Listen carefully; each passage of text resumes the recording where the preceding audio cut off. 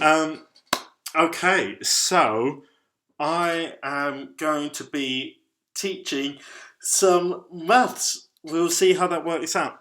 The way I'm going to be doing that is by going through an old Edexcel GCSE foundation paper. So the paper was taken on Tuesday, 6th of November 2018, which you can see here. So if you want to go onto the Edexcel website and find out the answers for yourself, or go through any more questions, then you can do that.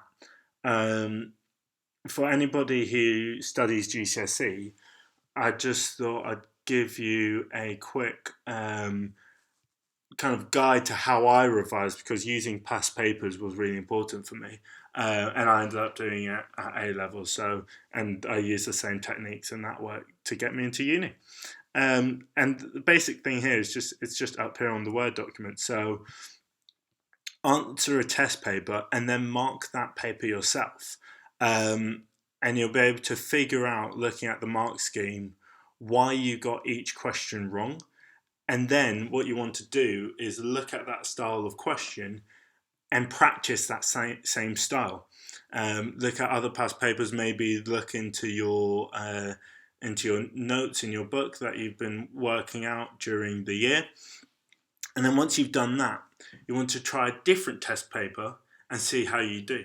And so you just repeat this cycle, and you're constantly trying out test papers and then figuring out what things that you need to practice more, and then from there you just keep practicing, and you will get to the point eventually where you just know how to do each question. And even when they phrase the question in a different way, you will recognize, okay, this is what I'm meant to do when they say X or Y or Z. So that's the main thing. So what we're going to do is go through this question paper. We'll see how long it takes, and then kind of go from there. I'll try and explain everything step by step, nice and slowly. So question 1. Write the following numbers in order of size. Start with the smallest number. So what you want to do is look at the first number. Now for all of these, the first number is 0. So you can move on to the second number, which comes after the dot. And in this case, the smallest one is the 0, 0.02. And then you go on after that. The next smallest one is a 1, 0.152. And then move on from there, 0.2. And what you notice is that even though that this 0.152 has got more numbers than the 0.02 and the 0.2, it still is smaller than the 0.2 because of the 1. So don't worry about how many numbers are in each number. You just have to focus on the size. So the progress is 0.02, 0.152, 0.2, 0.37, 0.4. And that's only one mark, so you wouldn't have to say you're working out. You could just go right through, and there's your answer. Going to question 2. So if you're trying to write 0.6 as a percentage, again, you don't need to do any working out, but I've just shown the working out to make it easier for you. So 1 is the same as 100%, which means that when you're looking at 0.1, that's 10%. And so if you're looking at 0.6, which is in the question right here, then to get from 0.1 to 0.6, you times 0.1 by 6, which means you have to do the same to that. to the 10%. So 10% times 6 is 60%, which is why we know that the answer here, 0.6 equals 60%. But yeah, once again, that's only 1 mark. Nice simple one at the beginning of the paper.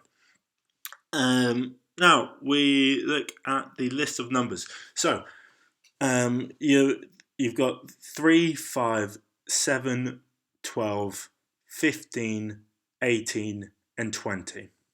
So from that list, you want to write down a factor of 10. And so this is something that comes up time and time again in test papers. They will always check your understanding of the individual words. So in this case, what you want to be able to understand is the term factor. So a factor is a number that divides exactly into another number. So that means it's a whole number.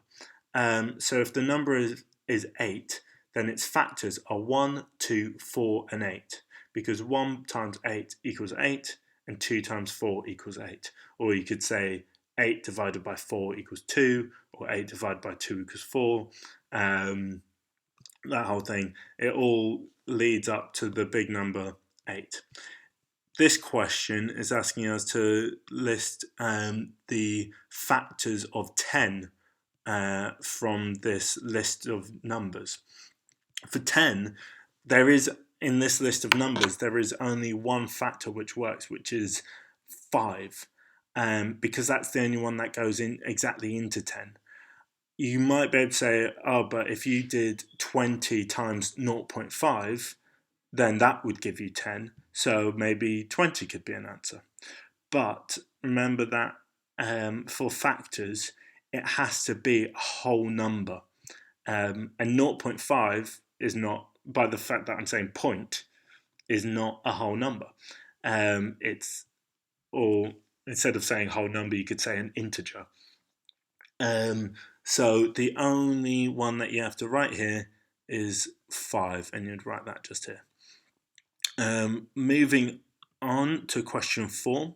So the question, only 1 mark, it's asking us to write 7,829 to the nearest 1,000.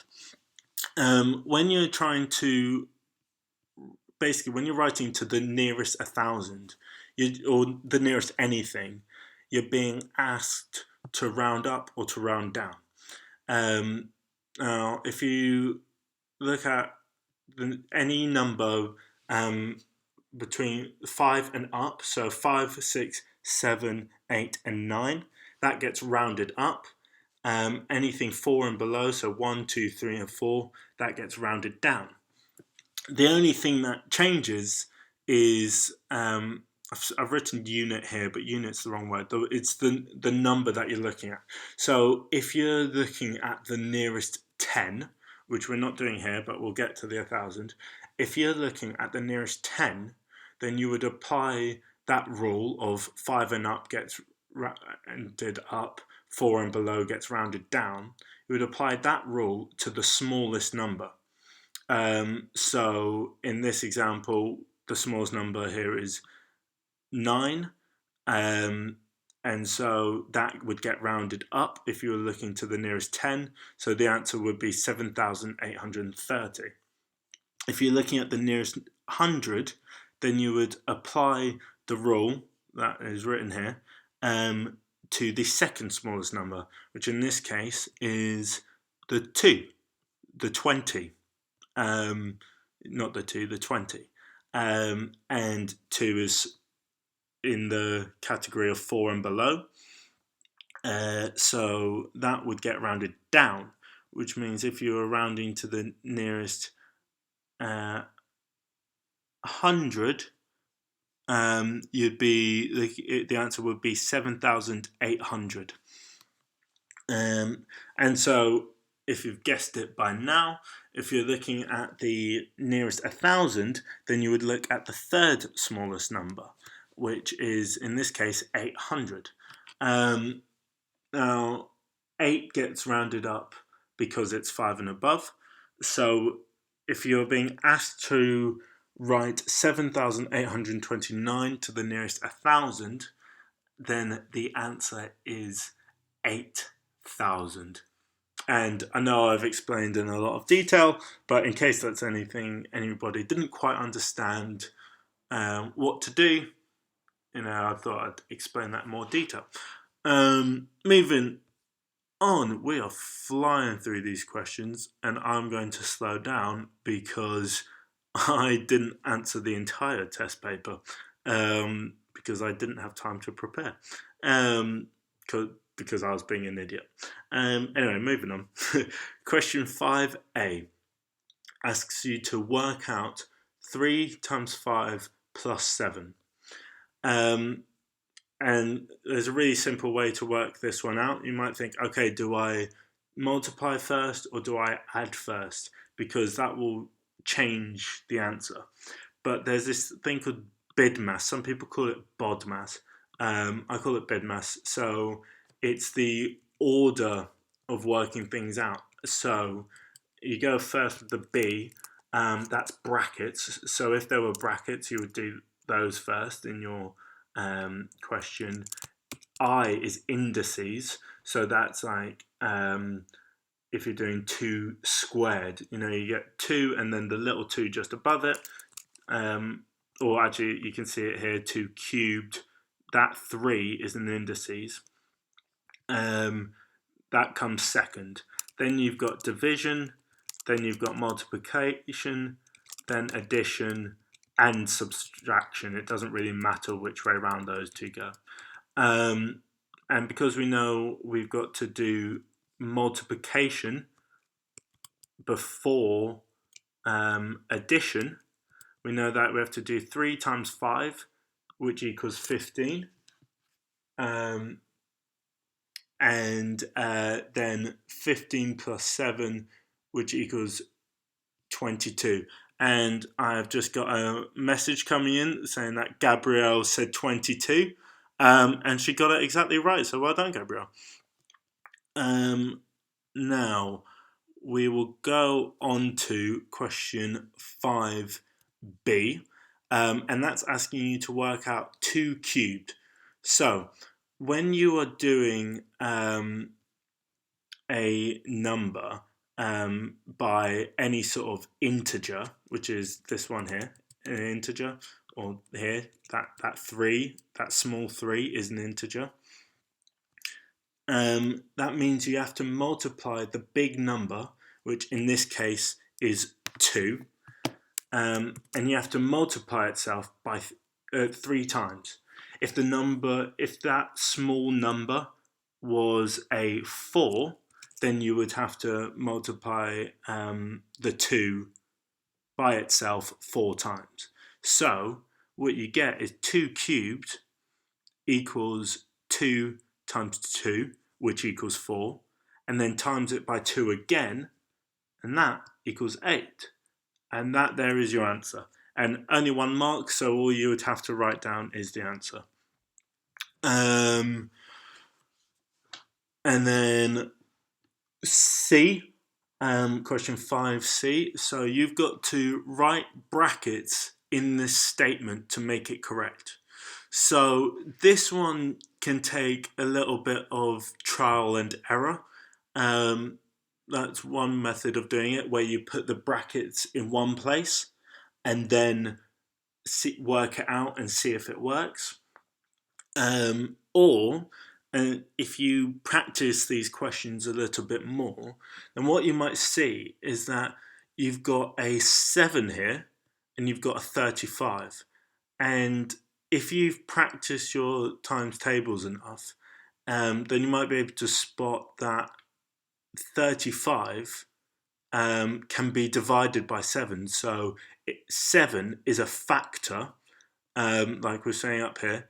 7 is a factor of 35. And 30, to get from 7 to 35, you have to multiply the 7 by 5. So, and which I've got written just there. Now, if you want to get the 5, well, we've got a 2 and a 3. So you would put the brackets around the 2 and the 3, like I've written here. And because you have got the brackets, and remember we've got the BIDMAS up here, so you do the brackets first. 2 plus 3 equals 5. What you have created is 7 times 5 equals 35. I'm going to take a little bit of a rest from speaking because I know that you guys are on a bit of a delay, so I'll leave a little bit of time for asking any questions if you want to.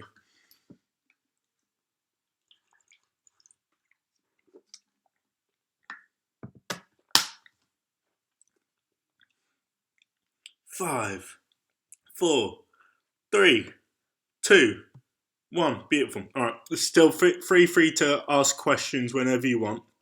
Anyway, so the next question, number 6. Sue has 2 cats. Each cat eats 1/4 of a tin of cat food each day. Sue buys 8 tins of cat food. Has Sue bought enough cat food to feed her 2 cats for 14 days? You must show how to get your answer. So this is 3 marks, so you can't just write the answer straight away. Now, these questions, this is where maths papers like to check how you can understand what they've written a little bit more than they're checking your maths, which can be frustrating sometimes. But this is why I say that you should try and do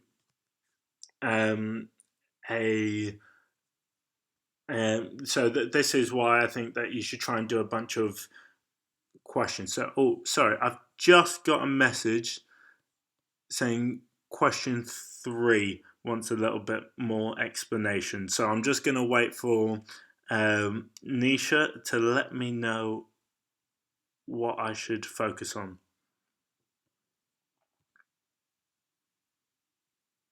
Okay, cool. So if we're looking at question 3, this is where it's just really focusing on the word factor, and that's the really big thing here. If you can understand what a factor is, then it makes this question a bit easier. So let's take the number 12. So to find out what the factors are, what whole numbers, so whole number equals 1, like 1, 2, 3, etc. And then if you, so you've got 1, 2, 3, etc. And that is what you would also call an integer, is a whole number. So what whole numbers or what integers can be times together, multiplied together to become 12? So we've got a nice easy one. 1 times 12. So times, you can either do an asterisk like that, or you can do an X. I'll do an asterisk whilst I'm on the computer. 1 times 12 equals 12. So that means that 1 and 12 are both factors of 12. You could also do 2 and 6 equals 12, which means that 2 and 6 are both factors. And then the final one that you could do is 3 times 4, which means that both 3 and 4 are both factors. And that's all that is, really. So that's just saying what can be times, what whole number, what integer can be times together. So 2 whole numbers times together to equal the factor. to equal the number. And right now the number is 10, and 5 can be multiplied by 2 to create 10. 3 cannot be multiplied by any whole number to create 10, because we know, like I've just written here, 3 times 4 equals 12, or 3 times 3 equals 9. So that means that the 3 doesn't work. And the same goes for the 7. You can't times that by a whole number. Okay. 1 second. I am just getting some live updates, so give me a moment.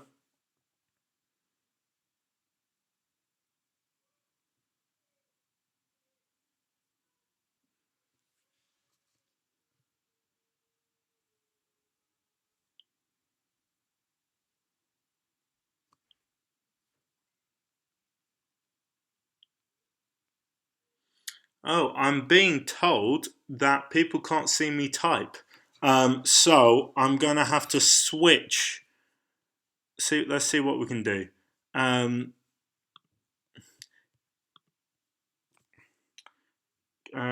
Give me 1 second. Sorry about this, guys.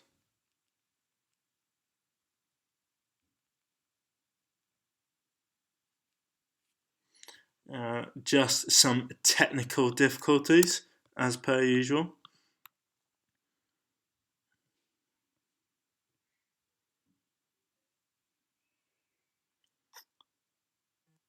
Okay. I'm just gonna check something else. So I'm gonna say, "Hi, Nisha. Can you see this?" Okay. If he replies, then everything's okay.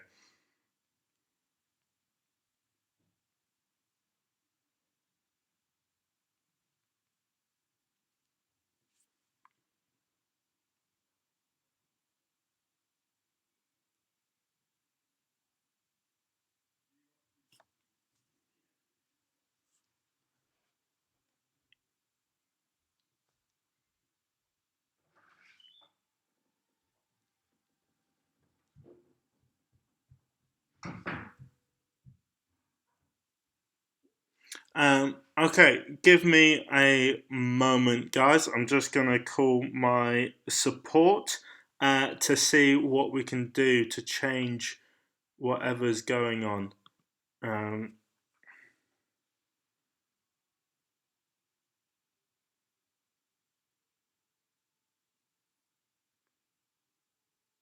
Sorry about this. I'll try and be just a minute. Hello. So what? So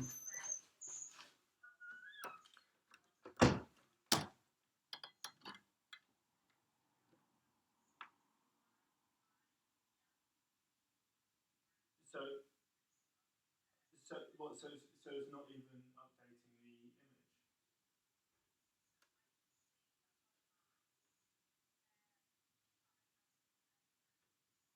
Can you but like because I was on a split screen between the Edexcel paper and the Word document. Could you see that previously?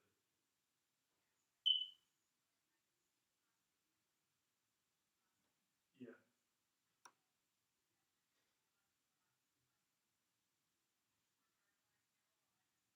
yeah.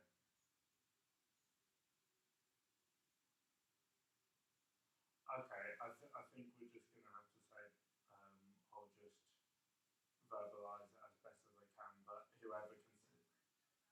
Yeah.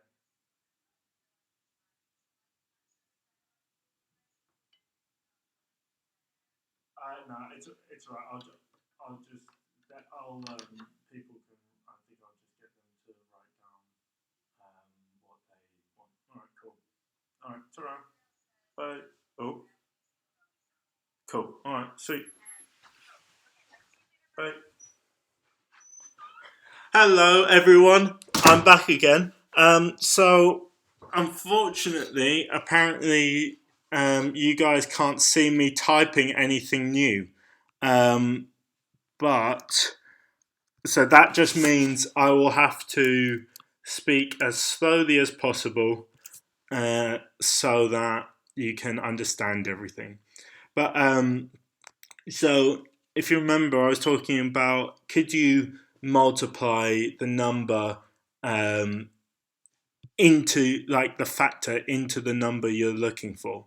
You can only do that with the 5 using a whole number. You can't do that with any of the other numbers. So that means for question 3, the only answer you can use is 5. And then we had another question about question 5C. So if we look at 5C, this is a bit more difficult. So it is usually just practicing the question. So when they say write brackets in this statement to make it correct, you have to just you basically have to add. So C, well, you can see here on where I've got C, I've added the brackets around the 2 and the 3 because those two numbers added together equal 5. And like I said up here, 7 times 5 equals 35. So that's about. So yeah, you for a question like this, you might have to spend a little bit of extra time just kind of putting the brackets somewhere else. The brackets somewhere else and seeing if that works. But it's kind of just what we call in maths trial and error.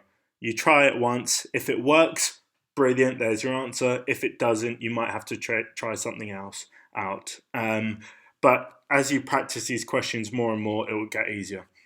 Anyway, so question 6. Question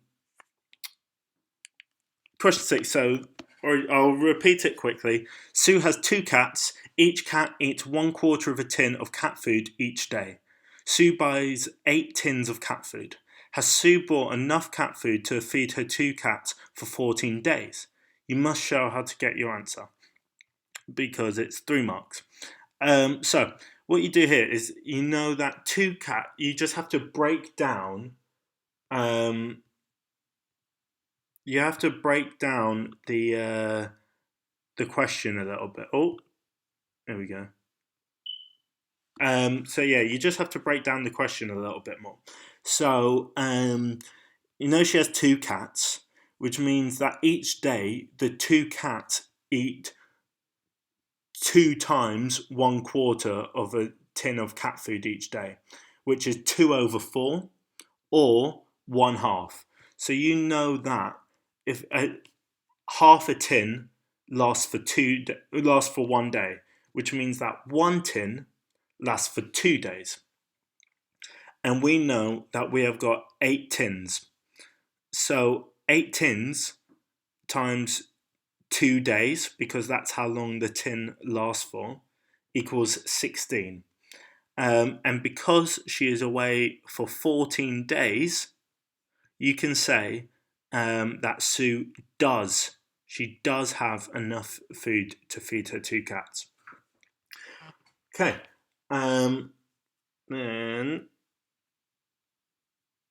I've just been sent a message. You can't really see the Word document properly, so give me a moment. I'll try and sort that out.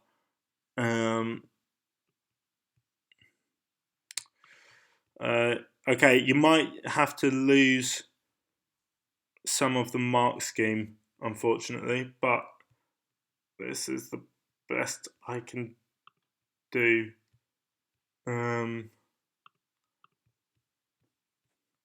Okay.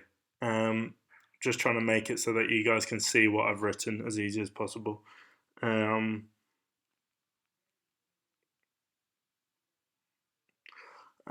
Okay, so I'll move on to 7, and hopefully you guys can see this a bit better now. So, if we're looking at question 7, there are only apple trees, cherry trees, pear trees, and okay, I'm just zooming out a bit. Sorry about the mumbling. This is me trying to sort out technology whilst also thinking about maths, which is just not a good combination for me.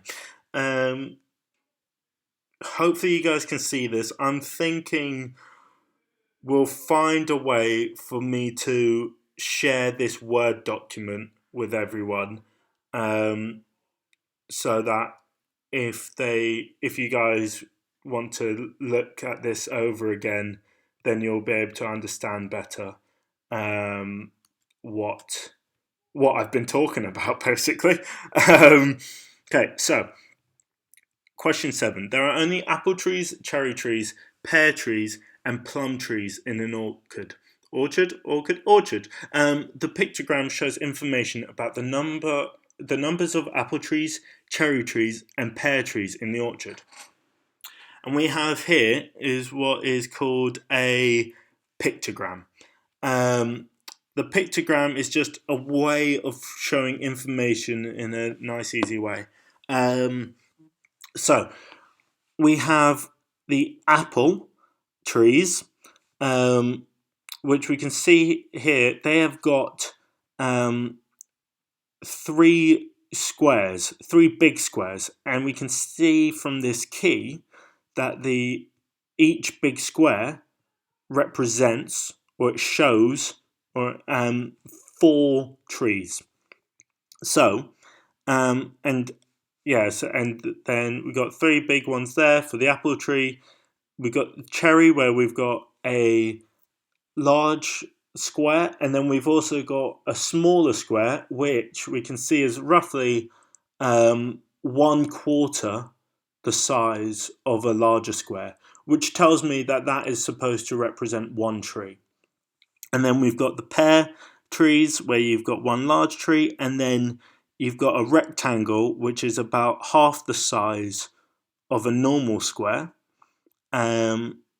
which tells me that there are 2 trees represented here. So if we do the maths, as you can hopefully see over here, we've got 1, 2, 3, 4, 5 large boxes, and we know that represents 4 trees. So we know 5 times 4 equals 20. So the large boxes represent 20 trees. And like I said here, this small box represents 1 tree, and the rectangle here represents 2 trees. So we've got 4 plus 4 plus 4 plus 4 plus 4 is 20, plus 1, 21, plus 2, 23. And we know that there is a total of 30 trees in the orchard. So if we do 30 take away 23, that's 7. So what you need to do is draw 7 trees worth of boxes in the plum tree section. And so what you would do then is a large square, and then you wouldn't do 1 rectangle and 1 small box. You would do, now I can't show it here, but you would do a big rectangle, but you would just miss out one of the corners. And so it would look almost like an L shape, so that you can show that you're saying this is 3 trees that I'm trying to portray in this pictogram. So that's how you would do question 7. Moving on, we have got question 8. So this is a graph. So write down the coordinates of point A. Now, when you are trying to write coordinates, you can see you do it inside of a bracket and you have a comma in between. And what's really important to remember is that it's the x-axis, the x-coordinate, that you write first, and then you write the y. So it's x, then y. So here, if we look at this, the x-axis is, you can see it's labelled here. It's always the one that goes across. It's called horizontal. And then the y-axis, labelled here, goes up. So that's portrait. And so if we're doing x-axis first, you go to -2, and you go to minus, and then for the y-axis you go down to -1, and you've reached A. So that means that A is at -2 -1, and you can see that written on the Word document over here. So then go to question B. On the grid, mark with a cross the point 2, 3. Label this point B. So, same thing, same rule applies. You're being told to go to 2, 3. So x-axis 1, 2, and then y-axis 1, 2, 3. And so you would mark an X there on that point, and you would write a B next to it, like they've done for A. You would do the same thing. You have to make sure that you write the B. And that gives you your 1 point. And then finally, question C for question 8. On the grid, draw the line with equation x equals -4. So for x equals -4, it's just a straight line. And so if you had the equation x equals 1, you would do a straight line across there. X equals 1. Because here is where x equals 0. Oh, hold on. I've just realised something. Give me a moment. I may have done this wrong. Because hold on.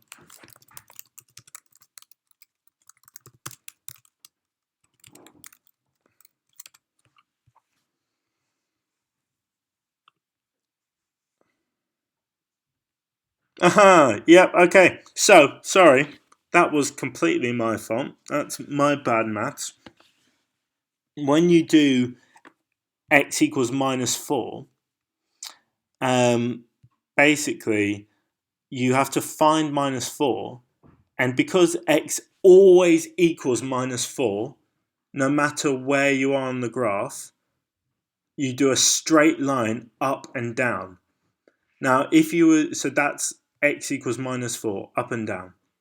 If you were to do y equals -4, then you would go to the y-axis, go down, scroll down, blah, blah, blah, there's -4, and you would do a straight line across.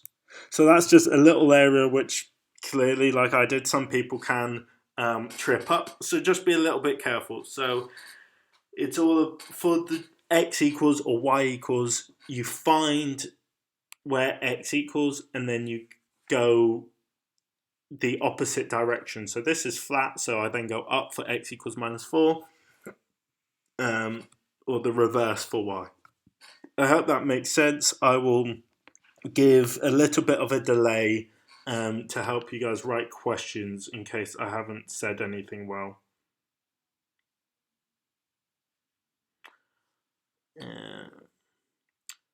5, 4, 3, 2, 1. All right, cool. Keep feeling like answering questions if you need to, or asking questions even. Question 9. Work out the value of 2g plus 3h. So they have told us that g equals 9, and they've told us that h equals 4. So this is a little bit of algebra.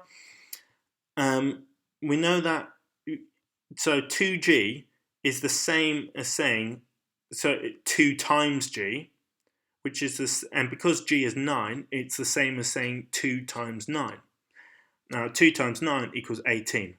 So we know 2g equals 18. Then we go on to 3h. So it's the same concept. 3h is the same as saying 3 times h, which is the same as saying 3 times 4, and 3 times 4 equals 12. And so we've got 2g equals 18, 3h equals 12, so 2g plus 3h equals 18 plus 12, which equals 30. And there's your answer, 30. Then question 10. Write down two prime numbers that have a sum of 32. So, this is where another one, like the factors, where you just have to understand the words that they're throwing in your direction. So in this case, it's prime numbers. So a prime number is a number that is only divisible by 1, and it's, one second.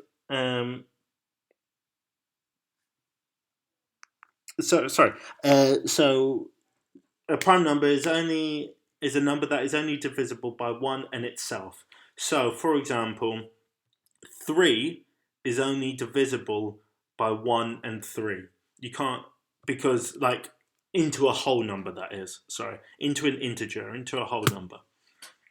And so that's what a prime number is.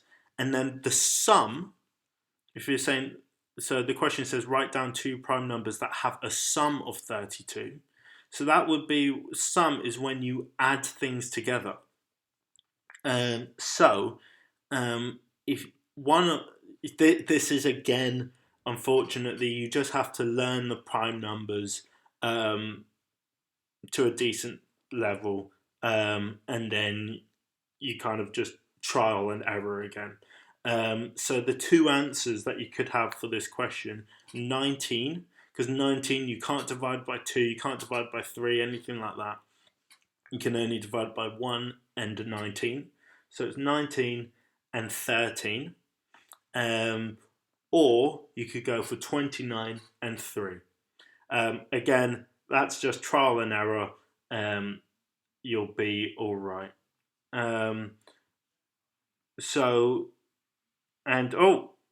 Here's the delay. I've just found out that Gabriel says 30 for question 9, and that was spot on. So good stuff, Gabriel. Gabriel, sorry if I'm saying your name wrong. Okay. Question 11. I'm just going to take a sip of water. One moment. My throat's killing me. The sacrifices I make for education. Anyway, question 11. Here are some fractions. 9 over 12, 6 over 8, 18 over 24, 10 over 16, and 15 over 20. One of these fractions is not equivalent to 3 over 4. Which fraction? So, to kind of simplify this question a little bit, what you just have to say is, can you divide the top number, so let's look at this example here, 9, by this top number, 3? And the answer is yes, you can. 9 over 3 equals 3, and it becomes a whole number. Can you divide 12, the bottom number, by 4? Yes, you can. 12 divided by 4 equals 3. And so, yeah, that's what you're looking for. Can you do that? And just a quick thing, instead of me saying bottom or top number, I'm now going to say numerator, which is the top number. So in this example, 9, and denominator, in this example, 12. Okay, so numerator, denominator.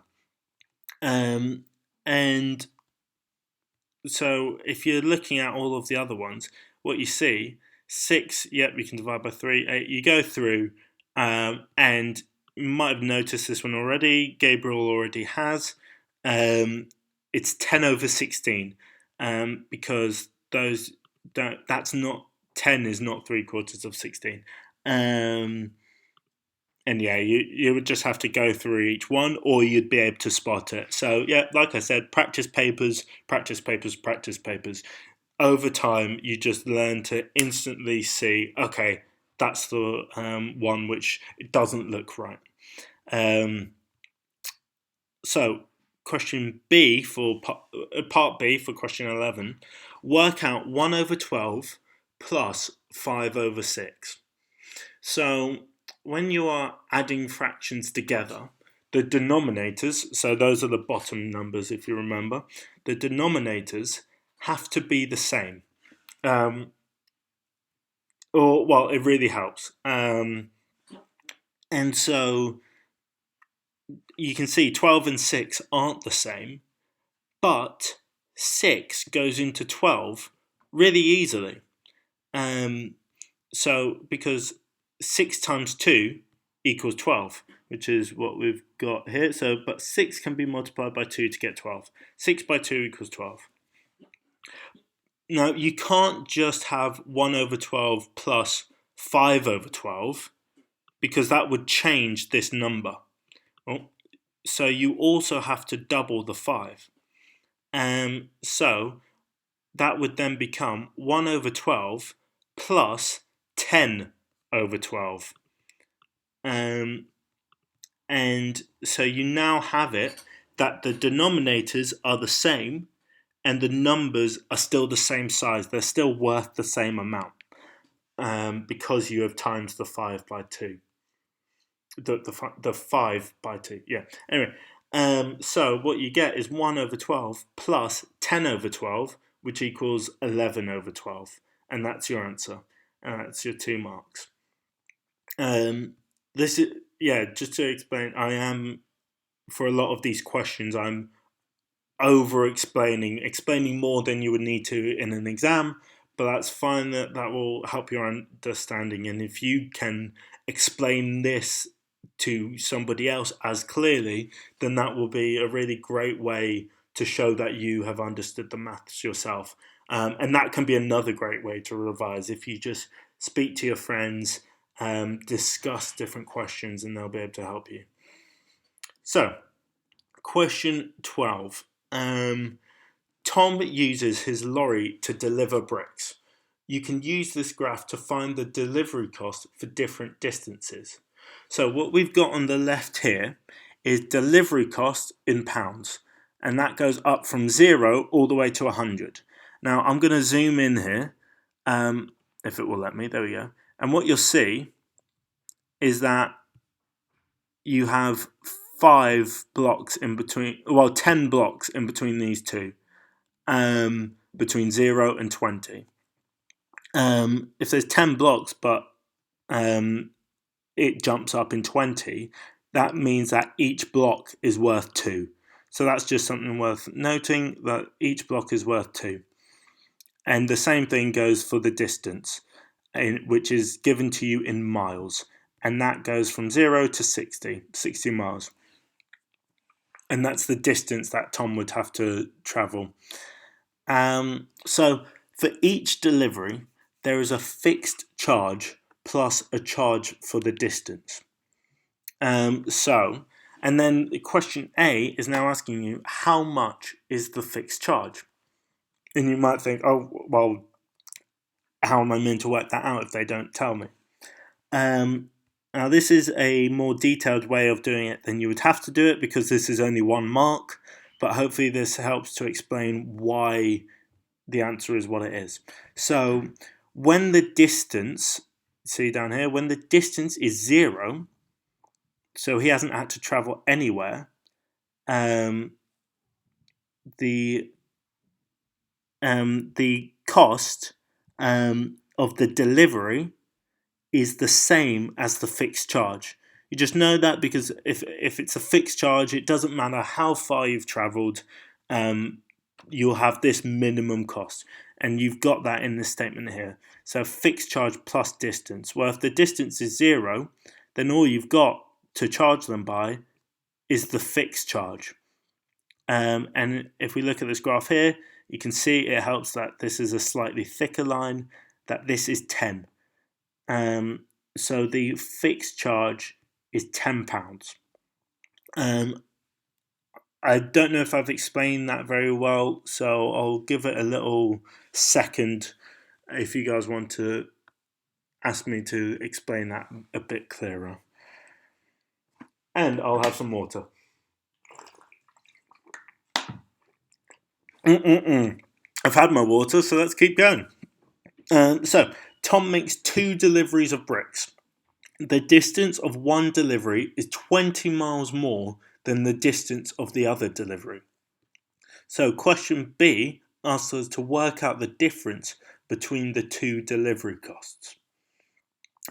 So, we already know that when Tom travels 0 miles, that the cost of delivery is the fixed charge, which we've worked out is £10. So we will take that number as one of the delivery costs. So we've got £10. That's number one. And we know it's a 20-mile distance extra.